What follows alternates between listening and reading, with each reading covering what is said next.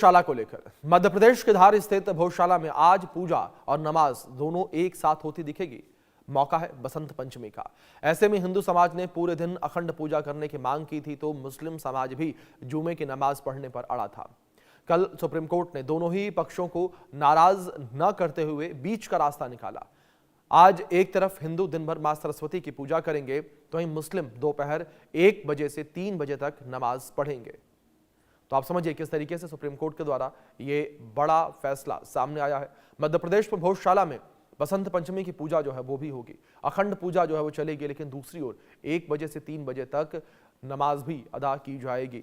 हिंदू समाज जो है, हिंदू संगठन जो है वो सुप्रीम कोर्ट गए थे, सुप्रीम कोर्ट का रुख किया था और सुप्रीम कोर्ट से ये मांग की गई थी कि भोजशाला में जिस तरीके से बसंत पंचमी और जुमे की नमाज एक दिन पढ़ रहे हैं, तो ऐसे में यहाँ पूजा करने की इजाजत दी जाए। ऐसे में सुप्रीम कोर्ट के द्वारा ये बड़ा फैसला सामने आया। सुप्रीम कोर्ट ने बीच का रास्ता निकालते हुए ये कहा कि नमाज और पूजा दोनों एक साथ होगी। श्रद्धालुओं की मौजूदगी में मां की पूजा यहां पर होगी और मां का तेल चित्र गर्भगृह में रखकर पूजन की शुरुआत जो है वो की गई है। साथ ही साथ हवन कुंड प्रज्वलित किया गया है और आज भोजशाला में सूर्योदय से मां वाग देवी की पूजा की शुरुआत हो चुकी है। कड़ी सुरक्षा व्यवस्था के बीच श्रद्धालुओं के पहुंचने का क्रम जो है वो धीरे धीरे शुरू हो चुका है, यानी कि श्रद्धालु जो हैं वो अब लगातार पहुंचना शुरू हो चुके हैं। सूर्य के पहली किरण के साथ भोज उत्सव समिति के सदस्यों और श्रद्धालुओं की मौजूदगी में मां वाग देवी का तेल चित्र भोजशाला में ले जाया गया, जहां पर मां का विधिवत पूजन करके हवन कुंड प्रज्वलित किया गया है और पूजा शुरू हो चुकी है। दूसरी ओर दोपहर 1 बजे से 3 बजे के बीच सीमित संख्या में नमाज पढ़ी जाएगी। प्रशासन की तरफ से मुस्लिम समाज को पास का इंतजाम किया जाएगा और दोनों पक्षों के आने जाने के लिए अलग अलग रास्ते बनाए जाएंगे। किसी भी स्थिति से निपटने के लिए धार में करीब 8000 पुलिस बल तैनात है। पुलिस के अलावा सीआरपीएफ की तैनाती भी है। भोजशाला परिसर बैरिकेडिंग कर दी गई है। पुलिस फ्लैग मार्च कर रही है। सीसीटीवी और ड्रोन्स के जरिए पूरे इलाके पर नजर रखी जा रही है। बता दें 2006, 2013 और 2016 में बसंत पंचमी और जुमा साथ पड़ा और इन 3 मौकों पर धार में दोनों समुदायों के बीच तनाव हुआ था। 2013 और 2016 में आगजनी और पथराव की घटनाएं हुई थी। कर्फ्यू भी लगाना पड़ा था और पिछली बातों से सबक लेते हुए प्रशासन पूरी तरीके से मुस्तैद है। प्रशासन ने तैयारी अपनी तरफ से पूरी कर ली है और किसी भी परिस्थिति से निपटने के लिए प्रशासनिक अमला जो है वो पूरी तरीके से तैयार है। 8000 की संख्या में सुरक्षा बलों की तैनाती जो है वो की गई है। इस बीच कुछ और जानकारी आप तक हम पहुंचाने की कोशिश करेंगे और भोजशाला को लेकर अपडेट आप तक पहुंचाते हैं कि भोजशाला के इतिहास आखिर क्या है। ग्राफिक्स के माध्यम से बिग वॉल पर आपको हम बताने समझाने की कोशिश करेंगे। आप समझिए, राजा भोज ने भोजशाला मंदिर जो है वो बनवाया था। भोजशाला के इतिहास कुछ इस तरीके से है और राजा भोज के द्वारा ये मंदिर का निर्माण करवाया गया। साल 1034 में महाविद्यालय स्थापित हुआ था। आप समझिए कितना पुराना, क्या इसका इतिहास। स्थापना के बाद भोजशाला नाम से इसे जाना गया। इसी कॉलेज में देवी सरस्वती का मंदिर भी मौजूद है और 1305 में अलाउद्दीन खिलजी ने मंदिर को तोड़ दिया। राजा भोज के द्वारा मंदिर बनवाया गया। 14वीं सदी में मंदिर को मस्जिद में तब्दील कर दिया गया। समझिए आप किस तरीके से पूरा इतिहास से निकलकर सामने आया है। 1514 में महमूद शाह खिलजी ने मस्जिद यहां पर बना दी। 19वीं शताब्दी में खुदाई में सरस्वती देवी की मूर्ति यहां पर मिली थी। तो कुछ इस तरीके से भोजशाला का इतिहास है और लगातार ये इतिहास जो है चर्चा का विषय हमेशा बना रहता है और हर मौके पर यहाँ पर स्थितियां जो है ऐसी ही तनावपूर्ण होती नजर आती हैं, क्योंकि मुस्लिम समाज ये कहता है कि ये मस्जिद है, लेकिन दूसरी ओर यहाँ पर हिंदू समाज के द्वारा ये कहा जाता है कि ये मंदिर है और मंदिर की नींव जो है वो राजा भोज के द्वारा रखी गई थी। इस वजह से यहाँ पर जो अधिकार है वो सबसे पहले हिंदुओं का है। हिंदुओं को यहाँ पर पूजा का अधिकार जो है वो दिए जाना चाहिए और इसी को लेकर विवाद की स्थिति लगातार बनी हुई नजर आती है। एएसआई के द्वारा पूरे मामले को लेकर सर्वे भी किया गया था और नमाज और पूजा को लेकर बात करें तो एएसआई ने यहाँ पर बीच का रास्ता निकाला था और एएसआई ने बीच का रास्ता निकालते हुए ये कहा था कि यहाँ पर नमाज भी होगी और पूजा भी होगी। अब आप तक कुछ और जानकारियां पहुंचाते हैं किस तरीके से पूजा वर्सेस नमाज है। आज भोजशाला में बसंत पंचमी जो है वो मनाई जाएगी। आप समझिए किस तरीके से यहाँ पर बसंत पंचमी जो है मनाई जाएगी। भोजशाला में पूजा और नमाज दोनों ही होगी।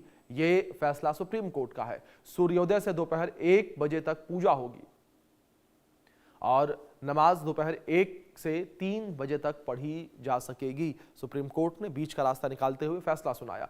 बसंत पंचमी की पूजा के लिए समय सीमा नहीं है। आप ये भी समझिए, पूरे दिन पूजा हो सकती है। मंदिर में नमाज के लिए अलग जगह जो है वो तय होगी, यानी कि अलग से जगह दी जाएगी। बसंत पंचमी की पूजा के लिए भी अलग जगह जो है वो तय की गई है।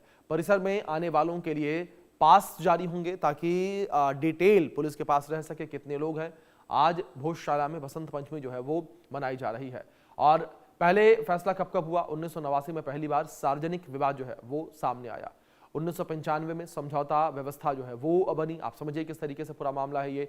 1997 में आम प्रवेश पर रोक लगा दी गई, यानी कि कोई भी नहीं जा सकता था, आम व्यक्ति भोजशाला में नहीं जा सकता था। 1998 में एएसआई ने मंगलवार की पूजा पर रोक लगा दी थी, एएसआई के द्वारा रोक लगाई गई। 2003 में एएसआई का लिखित आदेश जारी हुआ और मंगलवार को हिंदू पूजा होगी। ये लिखित आदेश एएसआई के द्वारा जारी हुआ। शुक्रवार को 1 से 3 बजे के बीच नमाज का समय जो है वो डिसाइड हुआ, तय हुआ। और बसंत पंचमी हिंदुओं को विशेष पूजा की अनुमति जो है उसका भी जिक्र किया गया। 2013 में बसंत पंचमी जो है शुक्रवार को पड़ी थी। आप समझिए किस तरीके से बसंत पंचमी पड़ी। फिर 2016 में वही स्थिति बनी। बसंत पंचमी और शुक्रवार यानी कि जुमे की नमाज समय को लेकर विभाजन करके दोनों को अनुमति जो है वो दी गई। तो ये स्थितियां आप समझिए किस तरीके से यहाँ पर ये बनी हुई नजर आई। और अब एक बार फिर से जो स्थिति बनी हुई नजर आई है, अब सुप्रीम कोर्ट के द्वारा ये बीच का रास्ता निकाला गया। भोजशाला में जो है मां वाग्देवी के पूजन की शुरुआत हो चुकी है। सूर्योदय के साथ पूजा की शुरुआत हुई है, साथ ही श्रद्धालुओं के आने का सिलसिला शुरू हो चुका है।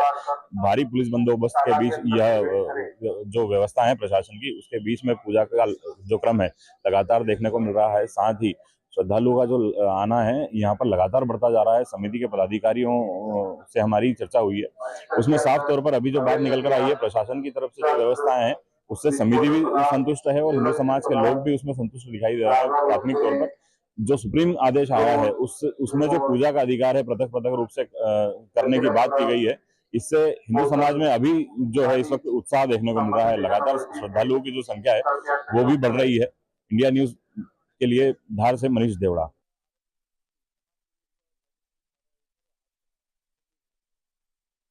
जिस तरीके से सुप्रीम कोर्ट के द्वारा ये फैसला सुनाया गया है, एक बड़ा फैसला सुप्रीम कोर्ट ने सुनाया। बीच का रास्ता निकालते हुए सुप्रीम कोर्ट ने फैसला सुनाया। तो वहीं दूसरी ओर एहतियात के तौर पर बड़ी संख्या में पुलिस बल की मौजूदगी है। सीआरपीएफ की टीम जो है वो भी मौके पर मौजूद है ताकि किसी भी प्रकार से विपरीत परिस्थितियां मौके पर न बने।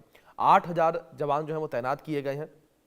आज पूजा की शुरुआत हो चुकी है और सूर्योदय के समय से ही पूजा की शुरुआत हो चुकी है। पूजा जो है वो हो रही है और दूसरी ओर 1 बजे से 3 बजे तक नमाज का समय जो है वो निर्धारित किया गया है। इस बीच हमारे सहयोगी मनीष देवड़ा धार से जुड़ गए हैं, उनका रुख करेंगे इन्फॉर्मेशन के लिए। मनीष, क्या जानकारियां मिल पा रही हैं ग्राउंड जीरो पर? फिलहाल क्या स्थितियां बनी हुई हैं?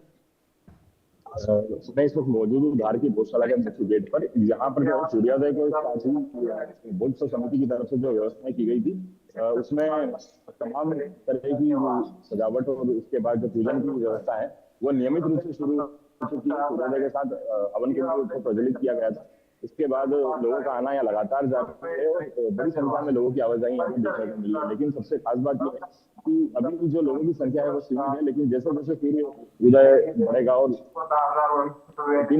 आगे की